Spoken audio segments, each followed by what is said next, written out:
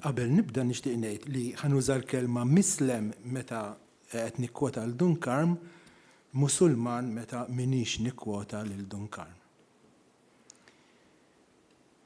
Fil-poeżija politika ta' Dunkarm jidher tentattiv kontinwu biex jiġi stabbilit l-innifsi politiku u storiku permezz ta' rakkont personali u allura suġġettiv ta' relazzjoni ambigwa ma' ieħor li jibda jissawwar fil-proċess.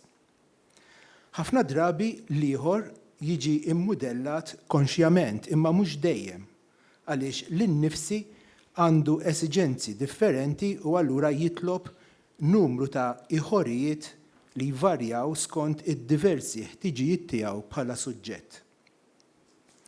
Hemm tradizzjoni sħiħa ta' ħassiba li rrikonoxxew bħala fatt bażiku l-ħtieġa tal-ieħor biex jiġi definit lin-nifsi. Ibda mill-kunċett dialettiku Hegeljan sa riċentement il-ħsieb ta' Judith Butler li l-kostruzzjoni soċjali tas-suġġett hija dipendenti mill-ieħor. Għaldaqstant huwa mifhum li l-innifsi ma jistax jeżisti jekk simultanjament ma hemmx ieħor li jiddefinixxi lil dan l-innifsi. Huwa proprju fl-ieħor li l-innifsi jsib lilu nnifsu. Fi kliem ieħor, l-innifsi politiku u storiku jilmaħ lilu nnifsu jirrikonoxxi l-eżistenza proprja tiegħu fl-inkontru u l-konfront ma' entità oħra li mhijiex hu nnifsu. Fid-diskors politiku misjub l-aktar f'dawk il-poeżiji li Dunkarm kiteb biex jiċċelebra l-istorja dik vera u dik finta, l-ieħor mhuwiex kunċett newtrali daqskemm mezz biex in-nifsi jistabbilixxi lilu bħala suġġett u jsawwar mod ta' poter hekk kif iwellet ieħor subordinat. Fil-każ ta' Dunkarm, l-oġġett magħżul biex jaqdi fil-bini tas-suġġett huwa t-totalità maħluqa minnu illi jsiba bħala il-mislem. L-istess bħall-iswed ta' Franz Fanon, il-Musulman ta' Dunkarm, dak li m'għandux oriġini, definizzjoni, isem u lanqas wiċċ, ma jistax iħares lura min qiegħed iħares lejh għal raġuni li qed jiġi iddominat. F'dan is-sens allura il-ħarsa ssir waħda unilaterali bl-effett li toġġettivizza lil dak li mhuwiex lin-nifsi. Dunkarm joħloq lin-nifsi politiku u storiku meta jiddomina lill-Musulman billi jirrifjuta li jagħtih isem. Fix-xogħol kollu tiegħu ma nsibu qatt lill-Ottomani, lit-Torok, lill-Magrebini, imma nsibu biss il-mislem, in-nom kollettiv singular biex jiġi stabbilit u enfasizzat dak li Jean-Luc Nancy sejjaħlu immanetiżmu, jiġifieri l-ideoloġija li tiġbor lill-individwi fi ġgajta waħda totalizzata. In-nuqqas ta' definizzjoni għajr it-tikketta ġenerali mislem tikkostruixxi lill-ieħor. Minħabba f'hekk, f'din il-ġeneralizzazzjoni li ma timmarkax konfini għajr mas-suġġett, kull Musulman fuq wiċċ id-dinja ikollu jġorr il-pis tal-azzjoni ta' xi ħadd partikolari. Fl-insistenza tiegħu li ma jagħtix id-dettall, Dunkarm mhux biss joġġettivizza lill-għadu storiku fil-każ tal-assedju l-kbir dan huwa l-qawwa Ottomana, imma joħloq ieħor usa ikbar imsejjaħ il-mislem.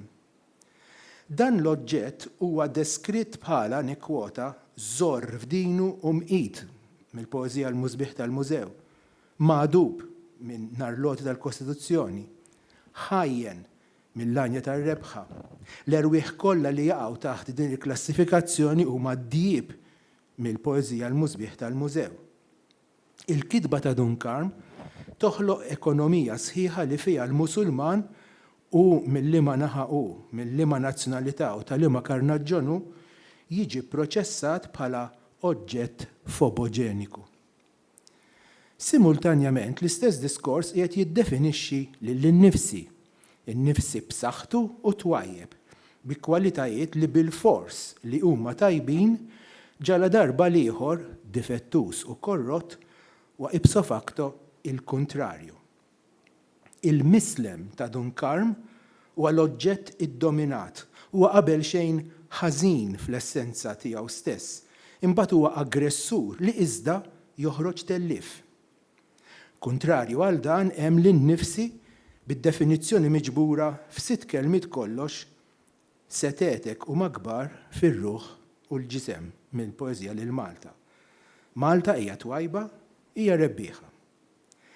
Id-direzzjoni li Dunkarm jieħu fil-proġett nazzjonalistiku tiegħu jista' jiġi mxebbaħ mal-proġett orjentalista tal-Ewropa kolonjalista li fl-aħħar mill-aħħar fi kliem Said huwa viżjoni politika ta' realtà li tiddifferenzja bejn dak li huwa familjari, appuntu l-Ewropa, aħna, lin-nifsi storiku u politiku, u l-istramp jew l-abjett, appuntu il-vant, fil-każ partikolari tagħna il-mislem jew l-huma, anzi l-huwa. Bejn iż-żewġ naħat tinħoloq fruntiera immaġinarja li sservi biex naħa tiddomina fuq l-oħra. Minkejja l-ħeġġa patriottika, Dunkarm ma jinterpretax il-kolonizzazzjoni bħala impożizzjoni ta' poter alien, iżda bħala opportunità għal appartenenza u sħubija ma' dak li bil-fors se jkollna nqisu bħala ieħor ukoll. F'dan il-punt jeħtieġ li nirrimarka li dan l-ieħor dominanti ma jinarabx biss bħala tali fil-konfront mal-mislem, iżda wkoll dominanti lejn lin-nifsi imsawwar mill-poeta. L-eks suġġett jibdel il-komportament tiegħu. Fil-konsiderazzjoni tiegħu taż-żewġ ommijiet l-oħrajn fl-Malta, il-poeżija li minna slitna appuntu il-titlu ta' din il-konferenza, Dunkarm jaraf li anka jekk jissottoskrivi għal sħubija magħhom jibqgħu ommijiet oħrajn li huma distinti minnu u bekk jaraf l-ieħor li huwa dominanti anka għall-innifsi tiegħu. U forsi jkun għaqli jekk hawnhekk nimmodifikaw ftit it-titlu għal ieħor superjuri. L-ewwel hija l-ġara tagħna, jiġifieri awtomatikament ieħor għax mhijiex aħna. Filwaqt li l-oħra ssir ta' ġewwa, propju riċentement li jfisser li anki hija ieħor. B'dan l-atteġġjament, anke jekk fl-aħħar mill-aħħar islilu nnifsu bħala wilt Malta, Dunkarm jaraf żewġ ommijiet oħrajn, żewġ artijiet li b'xi mod jew bieħor jiddominaw lin-nifsi storiku Malti, waħda kulturalment, l-oħra politikament u kulturalment. Il-poeżija ta' Dunkarm tixbaħ il-maskra bajda ta' Fanon, dan għaliex huwa jinterpreta lin-nifsi mill-ħarsa tal-kolonizzatur jew tal-ieħor superjuri. Terġgħu tgħid din hija l-ħarsa imposta fuqu iżda aċċettata li tinċita lil Dunkarm jikkostruixxi huwa wkoll Iżlam skont il-parametri ta' in-nifsi li jrid jiddomina jew aħjar li jrid jiddefinixxi lilu nnifsu billi jiffantasizza il-mislem bħala l-ieħor jew wieħed mill-ieħorijiet meħtieġa għal fini ta' autodefinizzjoni. Għaldaqstant, il-ħarsa li Dunkarm jixħed fuq lin-nifsi hija waħda li tixhed insigurtà sostanzjali. Fil-kitba tiegħu insibu ħarsa li tadotta mġiba dominanti fil-konfront tal-Musulman meta toqtlu.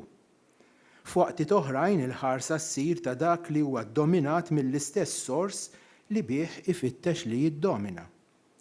F'xogħlu Dunkarm qiegħed jippindla bejn dawn iż-żewġ ekonomiji li allura se jsarfu fin-nifsi inevitabilment dubjuż. Huwa n-nifsi li jiddependi għal kollox mill-eżistenza ta' ieħor subordinat imma mbagħad ieħor superjuri. Il-proġett ta' tiswir tal-innifsi jiddependi fuq dan il-par ambivalenti ta' ieħorijiet u l-poeta kontinwament jimpenja ruħu fit-tranzazzjoni ma' żewġ pożizzjonijiet. Waħda tagħtih funzjoni dominanti, l-oħra tpoġġeh f'qagħda ta' subordinazzjoni. Il-Musulman fil-perspettiva differenzjanti li adotta Dunkarm huwa oġġett imbiet. Il-punent jew l-Ewropa hija il-ġara, il-post tal-konfidenza d-dar. Dawn it-tnejn jistrieħu fuq żewġ estremi li minnhom jitwieldu żewġ relazzjonijiet u allura żewġ diskorsi differenti. Imma liema Ewropa qiegħed jirreferi għaliha Dunkarm? Bid-dikjarazzjoni tiegħu li permezz tar-rebħa tal-assedju tal-1565 Malta rifdet nikkwotah il-jed ta' Kristu u tal-Ewropa il-ġieħ mill-poeżja l-anja tar-rebħa, Dunkarm qiegħed essenzjalment joħloq żewġ Ewropi. L-istorja kif irrakkuntata minnu hija biss stħajjil, suppożizzjoni jew rumanz li attwalment joħloq Ewropi differenti. Kienx jaf l-istorja jew le huwa immaterjali, imma tajjeb li aħna niftakru li meta seħħ l-assedju ta' Malta, parti sew mill-Ewropa kienet diġà taħt il-ħakma ta' dawk li l-poeta ddefinixxa bħala djieb. L-Albanija mill-1385, il-Bosnia Herzegovina mill-1463, il-Bulgarija mill-1396, Ateni mill-1453 u sentej wara l-Peloponnesja, il-Maċedonja ta' fuq mill-1392, is-Serbja, l-Kosovo, l-Ungerija, l-Montenegro u r-Rumanija wkoll mill-1396. Jidher allura illi hemm ieħor fid-diskors ta' Dunkarm. L-Ewropa li ma ntrebħitx mill-Ottomani flimkien ma' Malta hija l-Ewropa tal-Punent. L-artijiet li fost l-oħrajn jikkonsistu fil-ġara tagħna l-om tal-poeżija li middera kontrarju għall-artijiet kollha l-oħra li semmejt ġensa u Aħili, Biżel u Alenija. U l-art l-oħra li hija sultana ta' qalb kbira u ukoll aqlija, illum ta' ġewwa.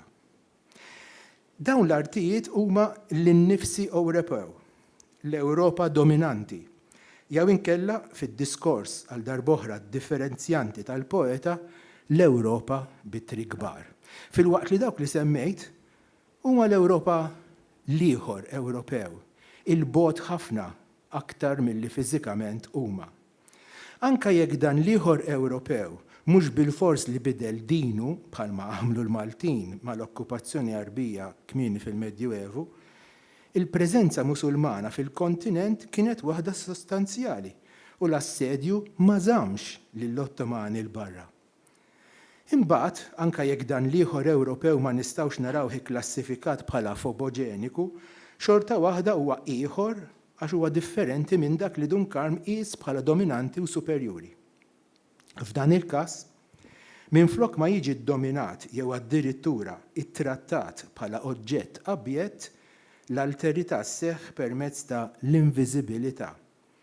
Hemm Ewropa li tidher, ċivilizzata, qribna, li magħha Dunkarm mhux biss jirrelata ma saħansitra jroddilha maternità simbolika.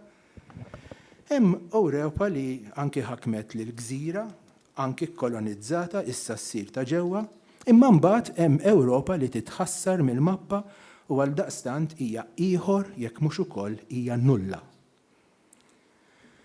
F'di inoperative community, Jean-Luc Nancy jara f'tipi differenti ta' anonimità. Tip minnhom huwa dak li jikkanċella l-individwalità billi jiġbor l-erwieħ f'massa waħda. Nancy jikkummenta dwar il-fużjoni totalitarja li biha tingħaqad komunità f'poplu wieħed, razza waħda, entità waħda. B'din il-fużjoni, kull singolarità sempliċiment tisparixxi, kull individwalità tinqatel. Il-persuni jispiċċaw mingħajr isem, anonimi, faċilment, anzi neċessarjament, mibdula f'massa. Dan il-kunċett mhuwiex imbiegħed wisq minn dak imressaq mill-letteratura postkolonjalista ta' Fanon, Said u Spivak, li targumenta kif l-anonimità hija mezz effikaċi għall-oġġettivizzazzjoni. Din l-istess anonimità hija l-arma li Dunkarm juża biex ixejjen lill-ieħor iddominat. Ma jissemmix bismu, L-individwalità tiegħu titħassar biex minflok isib ruħu f'totalità appuntu il-mislem. Issa fir-rakkont tat-tieni gwerra dinjija, Dunkarm janonimizza lill-aggressur.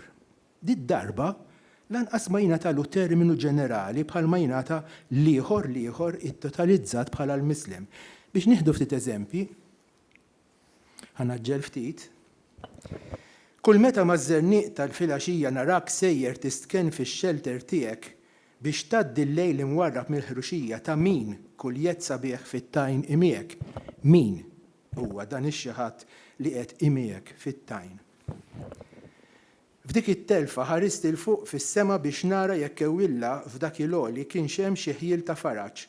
Sħaba mdardra kienet tajjeb il-ġmiel li ħalaq Alla u jiena rajt id sewda tikteb bitrig tan-nar, eċċetera, eċċetera. Min hi din l-id sewda?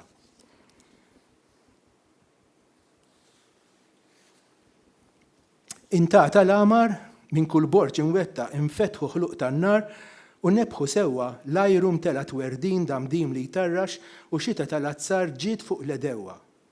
Damet sejra t-taqbida għax qalbina kienu żgħażagħ li ġew għall-qirda tagħna. Ma jsemmix min huma daw iż-żgħażagħ, iżda Malta ma nsitx, eċċetera, eċċetera, 17-il waħda ġew, 17-il waħda sabu qabarhom fuq ix-xtut tal-gżira anqas waħda ma reġgħet lejn pajjiżha biex tgħid il-għajb ta' din it-telfa kbira. F'dawn il-każi l-anonimità donna qed tintuża biex tiskolpa lil ħati. Il-wiċċ hawnhekk jitatta mhux jitħassar. Aħjar jekk ngħidu jinsatar jinħeba. F'ebda rakkont tat-tieni assedju ma jitniżżel imqar ħjiel tal-identità ta' dan l-ieħor. Aggressur aħrax li Dunkarm seta' jevidenzja huwa stess il-qilla tiegħu. L-atteġġament huwa l-kollox differenti minn dak meħud fil-konfront tal-mislem. Mhux tal-li hekk, tal-li il-mislem għaliex huwa ħażin isib ruħu fl-iżbarra anke meta l-kawża suppost inġib il xi ħadd ieħor. Nieħdu dal-każ. Din hija poeżija jisimha il-qissa l-waqt. U meta l-mislem maddab fil-ħruxija ħejja, eċetera, eċetera, eċetera. Dak li jkun jaħseb li din hija poeżija dwar l-assedju l-kbir, però mhix. Attwalment hija talba lil Madonna tal-Vitorja waqt l-attakki mill-ajru illi kienu qed jaqilgħu il-Maltin. Imma l-ħtija joħodha il-mislem. Din mhijiex mela poeżija dwar l-attakki tal-Ottomani, hija poeżija dwar l-attakki tal-Ewropej fit-tieni gwerra dinjija. U sadattant jissemma bla isem il-mislem. U ma jissemmix l-aggressur propju li wieħed minnhom ma ninsewx huwa l-omm tal-poeżija. Li jinteressani hawnhekk mhuwiex daqstant it-tiġdid tal-memorja f'okkażjoni meta din il-memorja ma tinkwadrax mal-fatt, lanqas il-profil tal-Musulman li ddiskutejnih diġà, imma l-anonimitajiet differenti li jikkonverġu waqt l-eżerċizzju diskursiv fil-formazzjoni tal-innifsi versu l-ieħor. Qegħdin naraw allura li n-nuqqas ta' isem u l-assenza ta' wiċċ mhux bil-fors jirriżultaw fl-istess teknika u mhux dejjem huma mmotivati mill-istess interess. Hemm l-anonimità li tissilenzja, timmuta, tħassar, u hemm l-anonimità li taħbi, tostor għal raġunijiet politiċi. Is-satra ta' wiċċ l-aggressur ġar tagħna tikkontradixxi l-idea ta' diversi ħassiba fosthom dawk li semmejna fil-bidu li l-isem jagħti preżenza fil-waqt li n-nuqqas tiegħu huwa attakk fuq l-individwalità. Dunkarm jimmanipula l-anonimitajiet differenti skont il-proġett politiku tiegħu. F'mument juża l-ħarsa biex iħassar u bekk jirrendi lill-ieħor f'oġġett, f'ieħor juża biex jissalvagwardja lin-nifsi storiku u politiku billi jaħbi l-isem tal-ieħor. Ċertament, l-anonimità issawwar l-ieħor imma fid-diskors politiku tiegħu kif qegħdin naraw Dunkarm joħloq aktar minn ieħor wieħed. L-argument tal-anonimità jerġa' jġibna Jerġa' jġibna naħseb li din mhux qed nara l-slide. Għall-poeżija lil Malta. Hija Malta biss li tissemma f'dik il-poeżija fit-titlu u fl-ewwel vers wara l-volta. Iż-żewġ kwartini tas-sunett huma ddedikati lil żewġ ommijiet, żewġ artijiet li flimkien jikkostitwixxu l-ieħor superjuri. Ebda minnhom ma tissemma b'isimha. Duncan juża l-antonomazja minflok l-isem. L-anonimità servuta b'din l-antonomazja għandha tir ieħor issa, l-adulazzjoni. Jekk l-adulazzjoni lejn l-ieħor superjuri. F'din it-tradizzjoni li l-oriġini tagħha hija r-reliġjon, ir-rifjut tal-isem ma jibqax mezz ta' tiċkien vjolenti fl-umanità tal-oġġett iżda jsir bilan ta' tkabbir. F'dan is-sens huwa loti ta' isem li jikkategorizza li jagħti dimensjoni limitata lil entità jew kunċett aktar milli l-anonimità. It-titli jikxfu l-ideoloġija politika ta' min kitibhom naturalment. Huwa kulturalment dubjuż it-titlu il-poeżija, daqskemm huwa dubjuż sultana ta' qalb kbira meta wieħed jikkunsidra l-vjolenza tal-kolonjaliżmu. Iż-żewġ titli jesponu l-attitudni ideoloġika tal-poeta li jaċċetta u jippropaga l-pożizzjoni umli tar-realtà tiegħu billi jinkina quddiem l-ieħor superjuri. Biex nikkonkludi. Il-poeżija politika ta' Duncan hija karatterizzata bit-tensjoni maħluqa mis-sitwazzjoni ġeografika u politika ta' twelidu. Ir-romantiċiżmu Malti kontinwament irid isib kompromess bejn qatt ta' kontradizzjonijiet. Daw il-kittiba għexu f'pajjiż li bit-tradizzjoni kattolika antika illi riċentament safa kolonizzat minn imperu protestant mit-tarf l-ieħor tal-kontinent. Sadattant ridu jżommu identità li pajjiżhom reda minn ġirien minn naħa ta' fuq tagħhom, ġirien li n-nazzjonalità ta' arthom ukoll kienet u forsi għada sallum realtà delikata ħafna. Imbagħad ix-xewqa parzjalment soppressa għal qtuħ mir-rabtiet mal-ġirien tan-naħa t'isfel għal raġunijiet politiċi daqskemm reliġjużi, anke jekk kienu jafu li dan it-tragward kien impossibbli minħabba l-istess lingwa li huma rridu jibnula korp letterarju. Din it-tensjoni se twassal lil poeta nazzjonali u lil kittieba tal-ewwel ġenerazzjoni jifhmu li l-eżistenza tal-ieħor hija imperattiva biex jinbena lin-nifsi. Fil-proċess joħolqu qatt ta' ieħorijiet li meta meħuda komplessivament jibdew ifiġġu daw il-kontradizzjonijiet li minflok iraqdu din it-tensjoni aktarx jikkumplikawha aktar. Grazzi.